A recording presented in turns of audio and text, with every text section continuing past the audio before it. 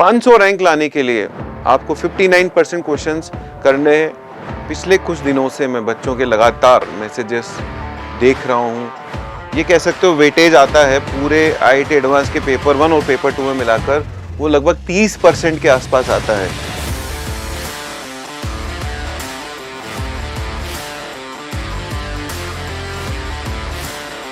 Hello everyone, myself Chandrasekhar Sharma and I am a graduate from IIT Bombay. I am teaching in Kota city for last 15 years. पिछले कुछ दिनों से मैं बच्चों के लगातार मैसेजेस देख रहा हूँ।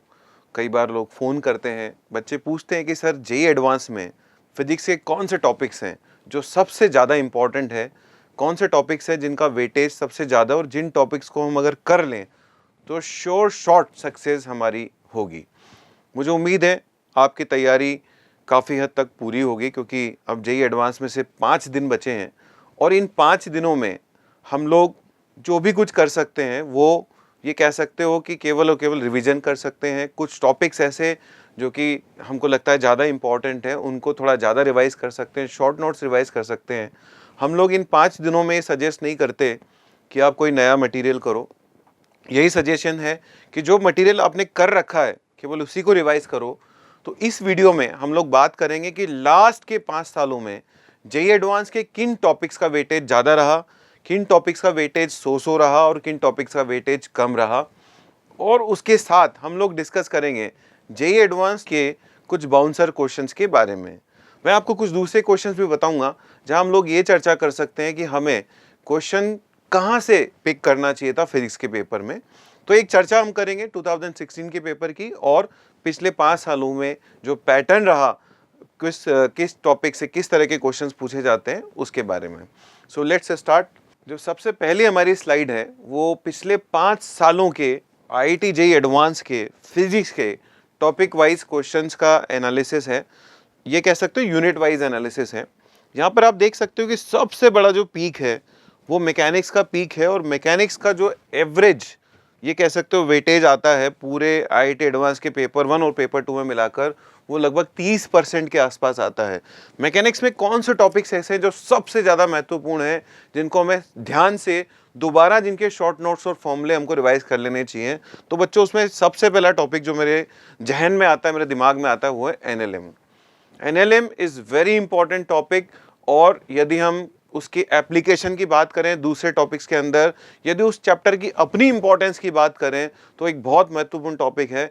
खास तौर पे NLM में आप उन क्वेश्चंस को रिवाइज करिएगा जहां स्यूडो फोर्स की एप्लीकेशन आती है, स्प्रिंग फोर्स आप रिवाइज करिएगा, application of Newton's law on system आप एक बार रिवाइज करिएगा।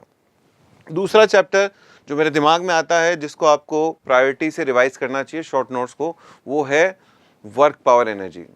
वर्क पावर एनर्जी अपने आप में इम्पॉर्टेंट है, उसके अलावा जो इसकी एप्लीकेशन दूसरे चैप्टर्स में आती है वो भी बहुत इम्पॉर्टेंट है। तीसरा चैप्टर है centre of mass. Centre of मास के पास्ट में पिछले 5 सालों में 10 सालों में अगर हम बात करें तो ढेरों क्वेश्चन पूछे गए हैं। It is very important chapter, खास तौर पे impulse, collision, centre of mass की लोकेशन निकालना, these are all very important parts. उसके बाद आता है आरबीडी। आरबीडी में बच्चों, वैसे आरबीडी के नाम से बच्चों को बहुत डर लगता है, लेकिन रिजिड बॉडी डायनेमिक्स को अगर हम छोटे छोटे पार्ट्स में करें, जैसे हम लोग मोमेंट ऑफ इनर्शिया की फॉर्मूले रिवाइज करें, फिक्स एक्सिस रोटेशन के क्वेश्चंस को रिवाइज करें, उसके बाद CTRM के जो फंडामेंटल्स हैं उनको एक बार रिवाइज करें टुकड़े टुकड़ों में। मान लीजिए आपने आज रिवाइज कर लिया मोमेंट ऑफ इनर्शिया, एक दिन छोड़ दीजिए, कल रिवाइज कर लीजिए आप फिक्स एक्सिस रोटेशन, उसके बाद momentum conservation, angular momentum conservation, और उसके बाद रिवाइज करिए CTRM। थोड़ा टुकड़े टुकड़ों में उसको करें धीरे धीरे। उसके अलावा फ्लूइड इज़ वेरी इंपॉर्टेंट, जैसा हम देखेंगे इसमें फ्लूइड का एक क्वेश्चन आया था लास्ट ईयर भी। It is very important part for JEE advance. Then mechanics में अगर हम बात करें तो फिर SHM इंपॉर्टेंट है। तो इम्पॉर्टेंट तो ये सारे टॉपिक्स जो मैंने आपको बताए वो हैं, लेकिन प्रायोरिटी पे वो जो 3-4 टॉपिक्स मैंने आपको बताए उनको आप एक बार वापस से देख सकते हैं, फॉर्मूले एटलीस्ट देख सकते हैं आप लोग, और शॉर्ट नोट्स देख सकते हैं। उसके बाद जिसका सबसे ज़्यादा वेटेज रहा एवरेज, वो है मैग्नेटिज्म। ये हिस्टोरिकली IIT एडवांस में आने वाले सबसे इंपॉर्टेंट टॉपिक्स में से एक है। एक ज़माना था जब पेपर्स मैग्नेटिज्म यानी कि EMF, magnetic field and force, और EMI इलेक्ट्रोमैग्नेटिक इंडक्शन से भरे होते थे। कई बार तो बच्चे केवल ये 3 या 4 टॉपिक करके जाते थे, क्योंकि आपको पता होना चाहिए आईआईटी के अंदर आपके यदि 48% मार्क्स आ जाते हैं, लास्ट ईयर की काउंटिंग बता रहा हूं आपको मैं, ये आपके दिमाग को रिलैक्स भी करेगा।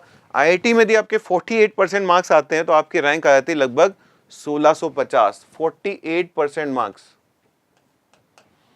implies 1650 rank. यदि आपके 54% मार्क्स आ जाते हैं तो आपकी रैंक आ जाती है अप्रोक्सीमेटली 950। यदि आपके 59% मार्क्स आ जाते हैं तो आपकी रैंक आ जाती है अप्रोक्सीमेटली 500। इसका मतलब यदि हम इसको और इसको भी ठीक से करके चले जाते हैं, आपकी अगर मैग्नेटिज्म और मैकेनिक्स भी अच्छी है, तो भी आप आईआईटी के अंदर 500 रैंक 950 रैंक तक का सपना आराम से देख सकते हो। तो इसलिए आपको पहली बात तो रिलैक्स रहना है।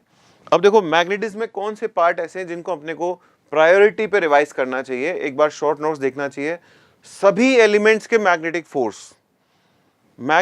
फोर्स, सभी एलिमेंट्स के मैग्नेटिक फील्ड सॉरी, और magnetic force on moving charge जिसमें सर्कुलर पाथ और हेलिकल पाथ, ये हमें प्रायोरिटी पे देखना चाहिए। उसके बाद इलेक्ट्रोमैग्नेटिक इंडक्शन में आपको एक बार रिवाइज करना चाहिए एलसी सर्किट्स, एलआर सर्किट्स, और उसके अलावा जो फैराडे लॉ का एप्लीकेशन होता है, लेंज लॉ का एप्लीकेशन होता है, उसको एक बार आपको रिवाइज करना चाहिए। ये दोनों चैप्टर बच्चों इतने इंपॉर्टेंट हैं कि हो सकता है कि आपको जेईई एडवांस के अंदर 10 से लेकर के 12% ये दोनों ही चैप्टर दिलवा दें।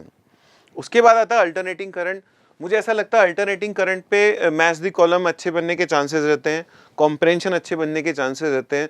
तो यदि अल्टरनेटिंग करंट आ जाता है तो हो सकता है आपको 2 या 3 क्वेश्चन के बराबर का फायदा एक क्वेश्चन में ही मिल जाए।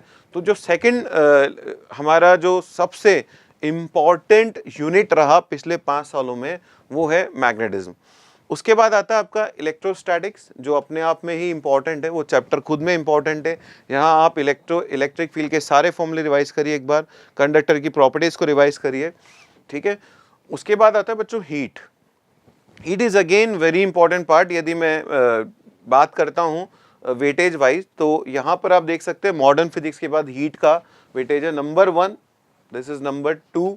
उसके बाद 3 नंबर पे आता है मॉडर्न फिजिक्स, 4 नंबर पे आता है आपका हीट, और 5 नंबर पे, 4 बेसिकली ये 4 और 5 लगभग एक जैसे, 5 नंबर पे आता है आपका ऑप्टिक्स, और 6 नंबर पे अकेला चैप्टर आता है इलेक्ट्रोस्टैटिक्स, और बाकी फिर 7 और 8 नंबर पे आते हैं ये 7, 8 एंड 9। अब हमें मॉडर्न फिजिक्स किसकी बात चल रही थी अपनी, हीट की बात चल रही थी। तो heat is again very important. यहाँ पर application of first law of thermodynamics पे आप फोकस करिए। स्पेसिफिक हीट, उसकी कैलकुलेशन करना और उसका इस्तेमाल करना, that is also very important. Calorimetry पे क्वेश्चन आते हैं, ध्यान रखिएगा। थर्मल एक्सपेंशन पे क्वेश्चन आते हैं। उसके अलावा क्वेश्चन आप उम्मीद कर सकते हैं हीट ट्रांसफर। हीट ट्रांसफर में न्यूटन्स लॉ की एप्लीकेशन होगी, रेडिएशंस पे बहुत सारे क्वेश्चंस आते हैं। न्यूटन्स लॉ ऑफ कूलिंग की एप्लीकेशन होगी, स्टीफन्स लॉ पे क्वेश्चन आ सकता है, वीन्स लॉ पे इतिहास में बहुत सारे क्वेश्चंस बने हैं। उसके अलावा हीट ट्रांसफर में conduction is also very important. बड़ा मजा आता है एडवांस के पेपर सेटर्स को कंडक्शन पे क्वेश्चन बनाने का। पास में मैंने बहुत सारे इंटरेस्टिंग क्वेश्चंस कंडक्शन पे देखे, हीट कंडक्शन के ऊपर। So heat is also very important part for JEE advance. Modern physics के बारे में मैं क्या कहूँ, मॉडर्न फिजिक्स के अंदर 6 से 7 छोटे छोटे टॉपिक्स हैं। Photoelectric effect, matter waves, Bohr model, X-rays, nuclear physics and radioactivity. इनका यदि आप रिवीजन करने बैठो ना बच्चों, तो 15-15 मिनट के अंदर आप सारे टॉपिक्स को रिवाइज कर सकते हैं, और आपको ऑन एन एवरेज 10% का वेटेज मॉडर्न फिजिक्स का जेईई एडवांस में मिलता है। सो मॉडर्न फिजिक्स वो टॉपिक है बच्चों, वो यूनिट है जो आपको सबसे कम मेहनत में सबसे ज़्यादा फल देने वाली है। तो मॉडर्न फिजिक्स को आप जरूर एक बार उसके फॉर्मूलों को जरूर रिवाइज करें। एक्सरे में जैसे कंटिन्यूस एक्सरे और कैरेक्टरिस्टिक एक्सरे के बीच का जो डिफरेंस होता है वो क्या होता है, मोज़ले लॉ को कैसे अप्लाई किया जाता है, रेडियो एक्टिविटी के अंदर जो रेडियो एक्टिविटी के रूल्स हैं, Rutherford, statistical law of Rutherford वो कैसे अप्लाई किया जाता है, न्यूक्लियर फिजिक्स में मास डिफेक्ट कैसे निकाला जाता है। तो वो जो क्वेश्चंस जो इंटीजर के लिए भी बहुत अच्छे क्वेश्चंस होते हैं, जो क्वेश्चन पास्ट में जेईई एडवांस में आए, उनका एक बार पैटर्न आप देख लीजिए कि किस तरह के क्वेश्चंस पास्ट में पूछे गए हैं। बहुत आसान क्वेश्चन होते हैं, उनको आप इजीली सॉल्व कर सकते हो और बहुत अच्छा स्कोर मॉडर्न फिजिक्स में बच्चे कर सकते हैं। उसके बाद बच्चों आता है करंट इलेक्ट्रिसिटी। ये मैं इसके वेटेज वाले ऑर्डर में बात नहीं कर रहा, मैं जनरली इधर से बात स्टार्ट कर रहा हूँ। करंट में खास तौर पे जो मीटर्स वाले क्वेश्चंस है वो बहुत इंपॉर्टेंट होते हैं। केवीएल केसीएल लगाने वाले क्वेश्चंस बहुत इंपॉर्टेंट होते हैं। So current is also very important. Waves again, मतलब जो मॉडर्न फिजिक्स का मैंने बोला कि कम मेहनत में ज्यादा नंबर, सेम वेव्स का होता है। वेव्स के अंदर स्ट्रिंग और साउंड वेव्स में आप देखेंगे कि everything is formula based. String wave के अंदर वेलोसिटी का फॉर्मूला, स्ट्रिंग वेव के अंदर अगर हम बात करें तो एनर्जी का फॉर्मूला, पावर, एवरेज पावर का फॉर्मूला। स्ट्रिंग वेव्स के अंदर जो डिफरेंट हार्मोनिक्स होते हैं, ऑसिलेशंस होते हैं, रेजोनेंस होता है जिसके अंदर, तो उसके अंदर कभी स्ट्रिंग एक एंड से फिक्स होती है, कभी दो एंड से फिक्स होती है। तो different harmonics and overtones generally exam में पूछे जाते हैं। सिमिलर क्वेश्चंस आपको मिलते हैं ऑर्गन पाइप के अंदर, साउंड वेव्स के अंदर, साउंड वेव की वेलोसिटी, साउंड वेव की इंटेंसिटी। साउंड वेव के अंदर एक और इम्पॉर्टेंट जो टॉपिक है बच्चों वो है डॉपलर इफेक्ट। तो ये सारा रिवीजन यदि आप चाहें तो हाफ एन आवर में कर सकते हैं, क्योंकि everything in these 2 chapters is formula based. Sound wave हमको दिखती नहीं है, इसका मतलब हमने जो साउंड वेव अभी तक पढ़ा है वो सब हम लोगों ने थ्योरेटिकल पढ़ा है और सब फॉर्मूला बेस्ड पढ़ा है, तो अप्लाई करना होता है। स्ट्रिंग वेव भी हम लोग देख सकते हैं, लेकिन एक्चुअल में जब हम लोग पढ़ते हैं तो ऐसा नहीं कि हम स्ट्रिंग लगा करके एक्सपेरिमेंट कर रहे होते हैं। जनरली हम लोग पढ़ते हैं, थ्योरेटिकली उसको पढ़ते हैं और उसके फॉर्मूले अप्लाई करते हैं। तो ये एक फॉर्मूला बेस्ड चैप्टर है जो आपके लिए बहुत स्कोरिंग साबित हो सकता है। कहने का मतलब ये है कि यदि मेरे को कोई वेव्स का क्वेश्चन मिलता है, यदि मेरे को मॉडर्न फिजिक्स का क्वेश्चन मिलता है, यदि मेरे को कोई करंट का क्वेश्चन मिलता है, तो ये वो टॉपिक हो सकते हैं जहां से आप अपने पेपर की ओपनिंग कर सकते हो। ओपनिंग, आपकी ओपनिंग अच्छी होनी चाहिए। ऐसा क्वेश्चन आपको पिक करना है जो आपसे डेफिनेटली हो। तो फॉर्मूला बेस्ड क्वेश्चन होते हैं बच्चों, तो आपको यहाँ से हो सकता है कि कोई ऐसा क्वेश्चन मिल जाए जिसमें आप एक फॉर्मूला लगाओ फटाफट और आंसर आ जाए। जैसे मान लीजिए रेडियो एक्टिविटी का क्वेश्चन है कोई, और आपसे पूछा जा रहा है कि इतने टाइम के बाद नंबर ऑफ न्यूक्लियस बताइए, एक्टिव न्यूक्लियस बताइए, या उससे रिलेटेड कुछ ना कुछ उन्होंने कोई स्टोरी कुक कर रखी है, तो वहाँ पर आप जानते हैं फॉर्मूला लगता है n = n0 e⁻ λ/t। तो वो फॉर्मूला लगाया, पता चला कि लगाते ही आंसर आ गया। ऐसा इतिहास में ऐसे क्वेश्चंस आए हैं, नई बात नहीं है। तो आपको यहाँ से पिक करने का एक अच्छा मौका है। उसके अलावा बच्चों मैग्नेटिज्म में बहुत बार सर्कुलर पाथ पे क्वेश्चन आया है।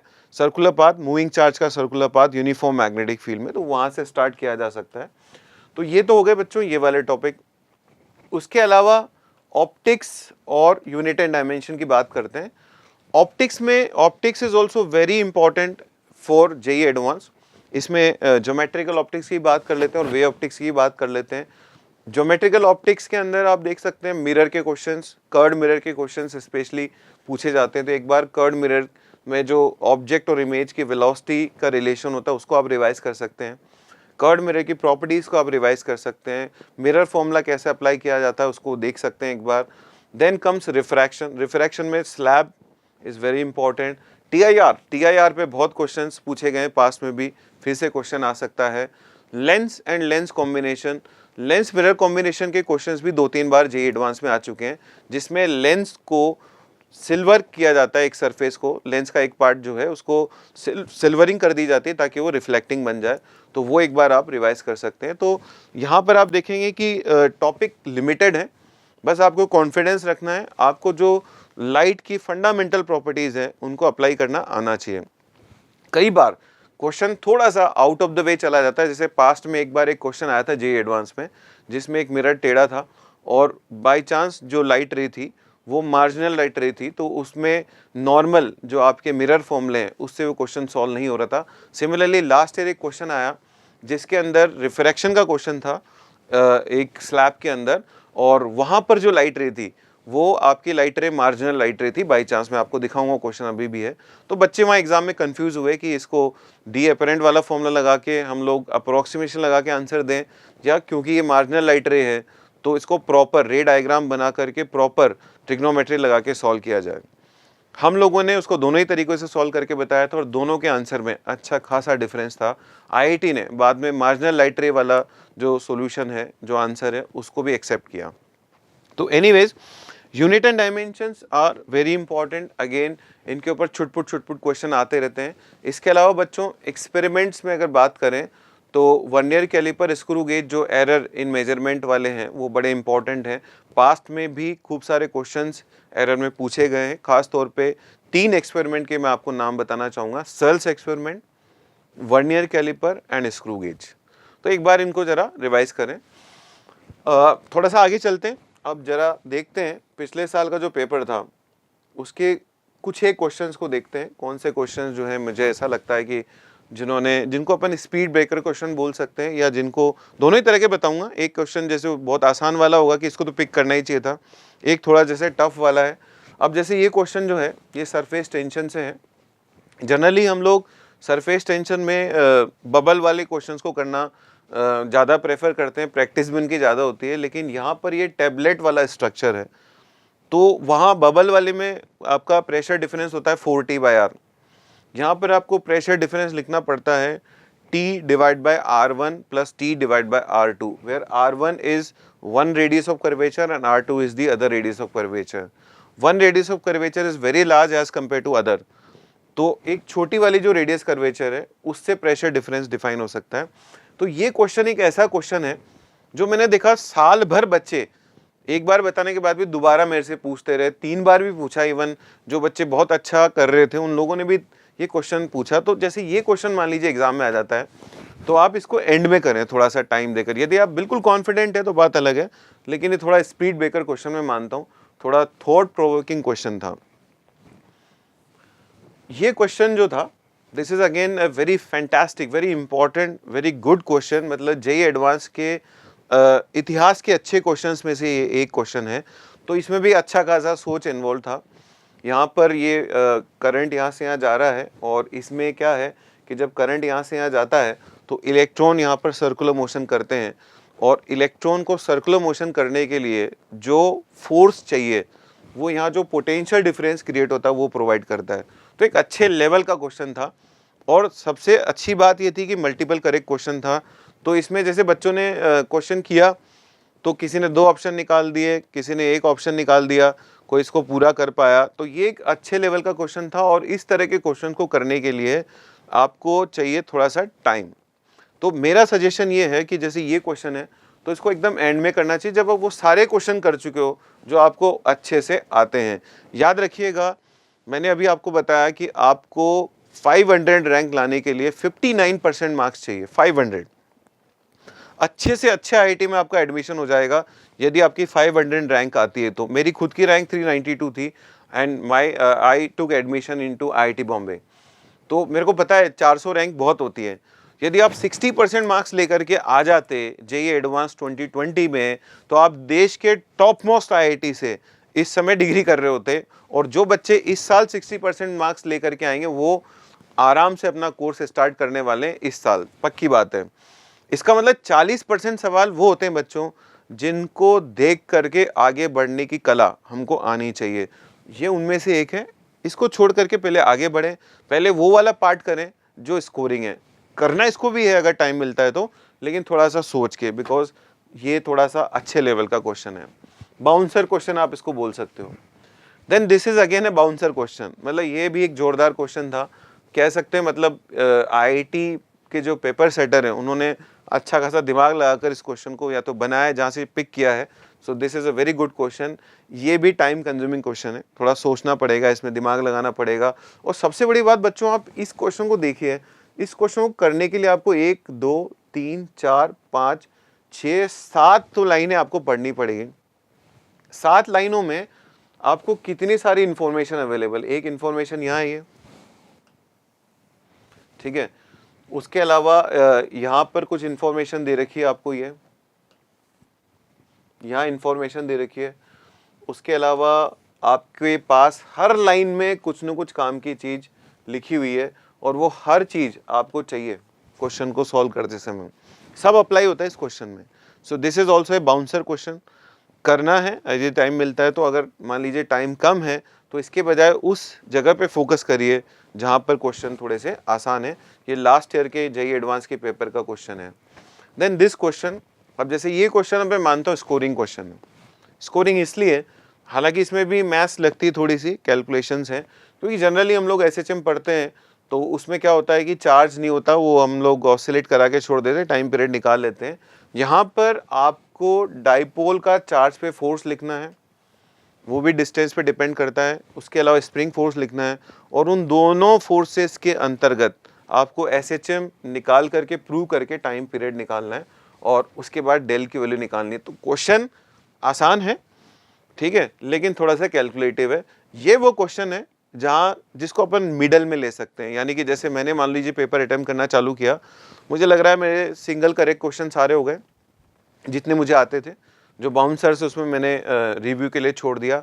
इंटीजर्स मेरे सारे हो गए, ठीक है। उसके बाद मान लीजिए मैं भी फिजिक्स में हूँ, तो मैं इस क्वेश्चन को पिक कर सकता हूँ, ठीक है। इंटीजर सारे हो गए से मतलब वो वाले जो मुझे अच्छे से आते थे। इसको कई स्टूडेंट हो सकता है पहली नज़र में समझ जाएंगे कि it's not a big deal, because इसका जो फोर्स आएगा वो प्रोपोर्शनल टू 1/r³ आएगा, जिसको बाइनोमियल लगा के हम लोग प्रोपोर्शनल टू डेल्टा एक्स कर देंगे। r की जगह पे जैसे हम r + डेल्टा एक्स डालेंगे, हम लोग प्रूव कर देंगे कि force proportional to delta x आएगा डाइपोल का चार्ज पे, ठीक है, चेंज इन फोर्स। उसके अलावा जो स्प्रिंग फोर्स है उसको इसमें ऐड कर देंगे, और दोनों फोर्सेस को जोड़ जाड़ के हम लोग प्रूव कर देंगे कि ये एसएचएम है। और उसको हमको अल्टीमेटली ये प्रूव करना है कि नेट फोर्स का जो चेंज है that is proportional to delta x. तो क्वेश्चन अच्छा है, लेकिन थोड़ा सा रुक करके अगर स्टार्ट करें ज़्यादा अच्छा हो सकता है। इससे भी इजी क्वेश्चन आपको एग्जाम में मिले, लेकिन यस करना जरूर है इसको। जैसे ये अगला वाला क्वेश्चन, अब इसको मैं परफेक्ट स्कोरिंग क्वेश्चन मानता हूँ। इंटीजर, वैसे भी इंटीजर्स को मैं कहता हूँ, अगर मान लो जैसे हम पेपर अटेम्प्ट करने की स्ट्रेटेजी की बात करें तो इंटीजर फिजिक्स के अंदर सबसे पहले आप पिक कर सकते हैं। उसके बाद सिंगल करेक्ट क्वेश्चन आप पिक कर सकते हैं। उसके बाद आप पिक कर सकते हैं कॉम्प्रिहेंशंस, क्योंकि मोस्टली कॉम्प्रिहेंशंस में क्या होता है, सिंगल चॉइस आती है। पास्ट में एक आध बार ऐसा हुआ कि उन्होंने कॉम्प्रिहेंशंस के अंदर भी मल्टीपल करेक्ट ऑप्शन पूछे, लेकिन आजकल का जो पैटर्न आ रहा है उस हिसाब से तो ये है। उसके अलावा मैच दी कॉलम में कई बार वो सिंगल मैच आता है। सिंगल मैच में क्या होता है, एक का एक से मैच करता है, दूसरे का दूसरे से मैच करता है। तो वहाँ पर क्या होता है बच्चों, एक या दो मैच कराने के बाद आइडिया लगने लग जाता है, तो वो एक सेफ आपका बेट हो सकता है। और उसके बाद में मैं सजेस्ट करूँगा लास्ट में आना चाहिए एमसीक्यू। कई बार बच्चों जो IIT JEE एस्पिरेंट्स होते हैं वो क्वेश्चन के साथ सेंटिमेंटली अटैच हो जाते हैं। उनको लगता है यार ये तो करके ही छोड़ना है, 10 मिनट 15 मिनट भूल जाते हैं कि भाई बहुत सारा काम करना बाकी है, केमिस्ट्री और मैथ्स भी अटेम्प्ट करना है। वो ये भूल जाते हैं कि मेरे को IIT का पेपर जो है ना अटेम्प्ट नहीं करना है, मुझे स्कोर करना है उसके अंदर। मुझे ये नहीं दिखाना कि मैं सारे के सारे क्वेश्चन करके आ गया, 100% अटेम्प्ट करके आ गया, पता चला कि माइनस इतना ज़्यादा हो गया, नेगेटिव इतना ज़्यादा हो गया कि मैं सेलेक्ट ही नहीं हुआ। मुझे ये करना है कि मुझे वो सारे ऑब्स्टेकल से बचते हुए आगे निकलना है जो कहीं ना कहीं मुझे रोकने का प्रयास करते हैं। तो मुझे ये कला आनी चाहिए, सिलेक्शन की कला आनी चाहिए और रिजेक्शन की कला भी आनी चाहिए। दोनों कलाओं का एक मिक्सचर है। कोई क्वेश्चन हमने पढ़ा, पढ़ते ही लगा कि यार ये तो हो जाएगा, सेलेक्ट किया, आगे बढ़ गए। कोई क्वेश्चन पढ़ा, पढ़ के लगा डाउटफुल है यार, थोड़ा सा ये टॉपिक भी मेरा इस पे कॉन्फिडेंट नहीं हूँ, या देख के लग रहा थोड़ा डरावना, या 7-8 लाइन की तो लैंग्वेज है, ठीक है, तो वहाँ थोड़ा सा ध्यान रखना चाहिए। एक चीज़ और बीच में बताऊँगा, करंट इलेक्ट्रिसिटी हो गया, उसके अलावा मैकेनिक्स हो गया, उसमें बच्चों ना डेटा स्वीपिंग की बहुत बड़ी प्रॉब्लम होती है। जैसे एक बच्चा मेरे पास आया एक बार, उसने कहा कि सर 10 वोल्ट की बैटरी थी और 20 ओम का रेजिस्टेंस था, लेकिन मैंने क्या किया, जब रफ में उसको सॉल्व किया ना तो 20 वोल्ट की तो कर दी बैटरी और 10 ओम का कर दिया रेजिस्टेंस। तो मैं आपको बताना चाहूँगा कि बी केयरफुल, जब आप स्क्रीन से पेपर पे डेटा लिख रहे हो तो उस समय ध्यान रखिएगा, डेटा बहुत केयरफुली आपको लिखना है। चलिए आगे बढ़ते हैं। So this is another question, again a scoring question. A stationary tuning fork is in resonance with air column in the pipe if the tuning fork is moved with a speed 2 meter per second in front of the pipe. तो आप देख सकते हैं इसके अंदर एक तरह से आप डॉपलर इफेक्ट लगा रहे हैं, जिसकी मैं आपको बात बता रहा था कि Doppler effect is important for you. A circular disc of radius r, this question is from electrostatics, है ना, ये भी स्कोरिंग क्वेश्चन है। जस्ट एक बार ओवरव्यू कर रहे हैं लास्ट ईयर किस तरह को, ये वो क्वेश्चन है बच्चों जहां पर वो बात आई थी सामने कि यहाँ पर जो लाइट रेज हैं वो मार्जिनल लाइट रेज क्यों है, मैं समझाता हूँ आपको। ये यहाँ पर जो ऑब्जेक्ट है उससे जब लाइट यहाँ गिरती है बच्चों, तो आप देख सकते हैं नॉर्मल के साथ उसका एंगल कोई छोटा मोटा एंगल नहीं है, यानी कि वो लाइट रेज जो इस वाले पोर्शन से इस ऑब्जर्वर के पास पहुंचेंगी वो एक अच्छे खासे एंगल ऑफ इंसिडेंस पे है 45 डिग्री। इसके अंदर यदि आप डी एपरेंट का फॉर्मूला डायरेक्टली लगा देते हैं तो वो गलत है। इसके अंदर आपको प्रॉपर सॉल्व करना पड़ेगा। प्रॉपर कैसे सॉल्व करना पड़ेगा, जैसे मान लीजिए angle of incidence tending to zero नहीं है, if it is not small angle of incidence then you have to consider light ray like this, two light rays like this. पहली लाइट रे यहाँ से लेंगे, दूसरी लाइट रे यहाँ से लेंगे। एक लाइट रे का जो एंगल ऑफ इंसिडेंस है यदि वो आई है, दूसरी लाइट रे का angle of incidence I plus D I है। आप थोड़ी सी ज्योमेट्री लगाएंगे और ज्योमेट्री लगाने के बाद आप यहाँ से आते की डेप्थ निकालेंगे and this depth can not be calculated directly by applying the formula D actual divide bye D apparent. ये तो एक्चुअल डेप्थ है, थोड़ा सा पीछे बढ़ा देता हूँ, ये एक्चुअल डेप्थ है, आपको ये डेप्थ निकालनी होती है। तो जिन केसेस में लाइट रेज पैराएक्सियल होती है उसमें हम लोग डायरेक्ट डी एक्चुअल का डी एपरेंट का फॉर्मूला लगा देते हैं, D actual divide by N relative. यहाँ पर वो फॉर्मूला नहीं लगेगा बिकॉज ये जो एंगल है ये एक छोटा एंगल नहीं है। बहुत से बच्चे सीधा डी एपरेंट का फॉर्मूला लगा के आंसर दे करके आ गए, ठीक है, लेकिन जो सही तरीका है वो यही है कि एक आई पे लेंगे, आई प्लस डी आई पे लेंगे, दिस इज एक्चुअल डेप्थ, और उनको पीछे बढ़ाएंगे, थोड़ी सी ट्रिग्नोमेट्री लगाएंगे और ये डिस्टेंस हम निकालेंगे। इन सबके सॉल्यूशंस आपको इजीली वेबसाइट पे मिल जाएंगे। तो इसलिए मैं इस समय सॉल्यूशन दिखा करके या सॉल्यूशन बता करके आपका टाइम नहीं लेना चाहता। मैं चाहता हूँ कि अगर कोई क्वेश्चन ऐसा लग रहा है आपको जो आपको लगता है कि मुझे करना चाहिए, मैंने नहीं किया, देख नहीं पाया, तो उसका सॉल्यूशन आप किसी भी स्टैंडर्ड सॉल्यूशन किसी भी स्टैंडर्ड सॉल्यूशन जो प्रोवाइडर्स हैं वहाँ देख सकते हैं, वेबसाइट पे इजीली अवेलेबल है जे एडवांस 2020 के solution. Anyways, so this is again scoring question, two large circular disc separated by distance of, ये मैंने कुछ स्कोरिंग क्वेश्चन लिए थे, कुछ बाउंसर्स लिए थे, तो ये आप देख सकते हो ये एक स्कोरिंग क्वेश्चन है। इसके अंदर यहाँ once some oil drops achieve terminal velocity the switch is close to apply this, as a result oil drop of radius this stops moving vertical and floats between the disc, the number of electrons present in the disc। अब इस question को आप कह सकते हो ये एक तरह से फोर्स बैलेंस करने का क्वेश्चन है और आपको खाली फोर्स बैलेंस करना है इसके अंदर, okay.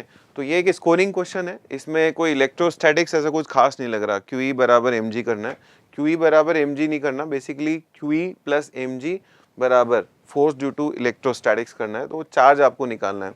So this is simple question. ये वाला क्वेश्चन जो है इसमें भी मैंने देखा बच्चों को डाउट आया। एक टनल के अंदर एक ट्रेन जा रही है और ट्रेन जब जाती है बच्चों तो टनल की जो साइज है, ट्रेन की साइज भी ठीक ठाक साइज है, तो जिस जगह पर टनल में ट्रेन होगी उस जगह की हवा को वो ट्रेन रिप्लेस कर देगी, तो उसका क्या इफेक्ट हमको को लेना है, इसमें बर्नौली थ्योरम कैसे लगानी है, ये this was also a tricky question. तो एक बार इसको भी आप देख लेना कि इसको किस तरह से सॉल्व करना है। हो सकता है आपने ऑलरेडी सॉल्व कर रखा हो, नहीं कर रखा हो तो एक बार आप देखना कि ट्रेन जब एयर को रिप्लेस कर देती है तो टनल का इफेक्टिव एरिया कितना हो जाता है और उसकी वजह से जो कंटिन्यूटी थ्योरम होती है वहाँ पे अपने को क्या ध्यान रखना है और बर्नौली थ्योरम अपने को कैसे लगानी है। सो this is question from mechanics fluid, okay. ये देखो बच्चों, हीट का एक अच्छा क्वेश्चन है जिसके अंदर अपन लोग यहाँ पर इस पिस्टन को रिलीज करते हैं और फाइनल इक्विलिब्रियम पोजीशन निकालते हैं। तो ये आपका फर्स्ट लॉ ऑफ थर्मोडायनेमिक्स पे बेस्ड क्वेश्चन है। ये वाला क्वेश्चन फिर एक ट्रिकी क्वेश्चन है ना। इसमें देखो इसको घुमा रहे हैं और घुमाने के बाद यहाँ पर एक कर्वेचर बनता है। पहली बात तो उस कर्वेचर की रेडियस अपने को निकालनी है, रेडियस निकालने के बाद अपने को उसके अंदर ज्योमेट्रिकल ऑप्टिक्स लगानी है। तो ये एक मिक्स क्वेश्चन है। ये फिर देखिए ये मल्टीपल करेक्ट क्वेश्चन है। अब ये टाइम थोड़ा सा लेता है तो थोड़ा सा इसको देर से सॉल्व करें, एक बार जब आपका पेपर हो जाए तब सॉल्व करें। तो ये भी एक sort of speed breaker question तो है, आपकी टाइमिंग थोड़ी सी इसमें ज़्यादा हो जाती है। अब this is a scoring question. इसके अंदर ये हिंज के अबाउट ये फिक्स्ड है, ये पार्टिकल यहाँ आके टकराता है और टकराने के बाद यहाँ पर एंगुलर स्पीड पूछी हुई है। ये एक स्कोरिंग क्वेश्चन आप मान सकते हैं, ठीक है। ये फिर से एक स्कोरिंग क्वेश्चन है। Cubical solid aluminium block has an edge length of this on the surface of earth. It is kept on the floor 5 kilometer deep down, taking the average density to be this. ये आपका properties of matter का question है। इसके अंदर आपको जैसे जैसे वो ऑब्जेक्ट डेप्थ पे जाता है, pressure increases and due to increment in pressure volume changes. तो आपको बल्क मॉडल्स ऑलरेडी दे रखा है, उसको आपको अप्लाई करना है। स्कोरिंग क्वेश्चन है ये, है ना। ये इंटीजर ज़्यादातर आप देखिए, मैं आपको जो स्कोरिंग क्वेश्चन की झलक दिखा रहा हूँ, ज़्यादातर उसमें इंटीजर्स हैं और सिंगल करेक्ट हैं। दिस इज अगेन, ये आपका हीट ट्रांसफर का क्वेश्चन है। Question is based on Newton's law of cooling. तो हीट ट्रांसफर का एक स्कोरिंग क्वेश्चन है। आपको सिंपल एनर्जी बैलेंस करनी है, किस रेट से एनर्जी आ रही है और किस रेट से जा रही है, ठीक है। क्या पूछा गया एक बार देख लेते हैं। Temperature of the water and the surrounding after a long time. तो इक्विलिब्रियम का क्वेश्चन है, एक बार आप पढ़ लीजिएगा, देख लीजिएगा, क्योंकि मैंने तो लास्ट ईयर उसी टाइम इनको सॉल्व किया था जब आईआईटी एडवांस हुआ था, उस दिन मैंने इसके सॉल्यूशंस बनाए थे। उसके बाद साल भर में कई बार बच्चों ने क्वेश्चंस पूछे और कहीं ना कहीं मेरे दिमाग में 4 या 5 क्वेश्चंस का एक वो था कि यार ये बाउंसर क्वेश्चंस, अगर मैं जेईई एडवांस 2020 में बोलूँ तो 4 या 5 क्वेश्चंस थे। तो बच्चों अगर हम देखें फिजिक्स के पेपर में टोटल मिला करके 18 + 18 आई थिंक, ओके, 36 क्वेश्चंस हैं। उन 36 क्वेश्चंस में से केवल 5 क्वेश्चन ऐसे माने जा सकते हैं जिनको हम टफ कैटेगरी में रख सकते हैं, जिनको आप बाउंसर क्वेश्चन बोल सकते हो। 31 क्वेश्चन आपके पास ऐसे हैं जो या तो इजी या इजी टू मॉडरेट कैटेगरी के हैं। कुछ हो सकता है, मान लीजिए 5 क्वेश्चन किसी बच्चे को हो सकता है मॉडरेट टू टफ कैटेगरी के लगे। तो अगर मान लीजिए मैं 500 से लेकर 1000 रैंक अगर मैं अपनी प्रोजेक्शन देख रहा हूं, मैं अपनी रैंक एक्सपेक्ट कर रहा हूं, 500 से 1000 वाली बात बता रहा हूं, तो आउट ऑफ 36, पहली बात तो मेरे को 18 क्वेश्चन एक्यूरेटली करने, ये तो कंफर्म हो गया। यानी अभी मेरे पास मार्जिन है, 18 तो मैंने एक्यूरेटली कर दिए, सिंगल करेक्ट हो गए, इंटीजर हो गए, उसमें से हो सकता है कोई एमसीक्यू बहुत आसान वाला हो जो मेरे से इजीली हो जाए। अब बच्चे मेरे पास 18 क्वेश्चन, 5 बाउंसर्स हैं, मैंने छोड़ दिए। 5 क्वेश्चन मॉडरेट से लेकर टफ थे मेरे लिए, हो सकता है दूसरे बच्चों के लिए नहीं है। अभी भी बच्चों मेरे पास 7 से 8 क्वेश्चंस ऐसे हैं जो मेरी रैंक को 500 से जंप करवा करके 100 तक ले जाने की ताकत रखते हैं। केवल आपको इस बात का ध्यान रखना है कि आपकी सेलेक्टिविटी होनी चाहिए परफेक्ट, आपका दिमाग उस समय स्टेबल होना चाहिए, आपको अपने आप पे विश्वास होना चाहिए और आपका कॉन्फिडेंस लेवल शानदार होना चाहिए। अगर कॉन्फिडेंस शानदार हुआ तो वो जो 10 क्वेश्चंस बचे हुए हैं जो आपकी रैंक को 500 से लेकर के 100 तक आराम से जंप करवा सकते हैं, हो सकता है और भी अच्छा करवा दें। क्योंकि अगर मान लीजिए उन 10 क्वेश्चंस में से हमने 7-8 क्वेश्चन आराम से कर लिए तो हम 100 के आसपास वैसे ही पहुंच गए। और यदि कुछ क्वेश्चंस हमने उनमें से कर दिए जिनकी हमें उम्मीद नहीं थी, तो हमारी रैंक ईजिली 100 के अंदर आ सकती है। यदि आप 100 रैंक टारगेट कर रहे हैं तो वो भी प्रॉपर स्ट्रेटेजी से पॉसिबल है। 500 रैंक लाने के लिए आपको 59% क्वेश्चंस करने हैं, 1000 रैंक लाने के लिए 59% पेपर करना है, 1000 रैंक लाने के लिए आपको 54% पेपर करना है, 1600 रैंक लाने के लिए आपको 48% पेपर करना है। तो देर किस बात की है, बस अपने दिमाग को स्थिर रखिए, कूल रखिए। फिजिक्स के पेपर में खास तौर पे बाउंसर क्वेश्चंस का ध्यान रखिए, उन क्वेश्चंस को अटेम्प्ट करिए जो आपके लिए बने हैं। So best of luck for your JEE advance. यदि आपको कोई भी क्वेरीज है, आपके दिमाग में कोई भी क्वेश्चन आता है, कोई भी बात आप पूछना चाह रहे हैं, तो कमेंट बॉक्स में आप लिखिएगा, क्योंकि आपका टाइम बहुत क्रिटिकल है। मैं डेफिनेटली ट्राई करूंगा कि जेईई एडवांस के पहले आपको आपके क्वेश्चन का जवाब दूं। Best of luck, thank you.